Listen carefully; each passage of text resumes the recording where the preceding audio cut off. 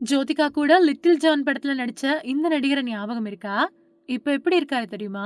தமிழ் சினிமாவுல போன 2001வது வருஷம் பென்ஸ்லி மிட்சம், ஜோதிகா, அனுபம் கேர், நாசர், பிரகாஷ் ராஜ் இவங்களோட நடிப்புல வெளியாயிருந்த படம் தான் லிட்டில் ஜான்.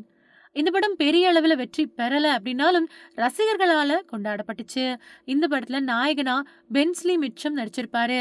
அமெரிக்காவில் இருக்கக்கூடிய அரிசோனா அப்படிங்கிற நகரத்துல பிறந்தவர் இவரு. இவரோட குடும்பமே கலை குடும்பம் தான். ஹாலிவுட்ல பிரபலமான நடிகரா வலம் வந்திருக்காரு. 1997வது வருஷம் இவரு நொல்லி பெக்வார் அப்படிங்கிறவரை கல்யாணம் பண்ணிக்கிட்டாரு. இவங்களுக்கு ஹலோனோ மிட்சம் அப்படிங்கிற பொண்ணு இருக்காங்க.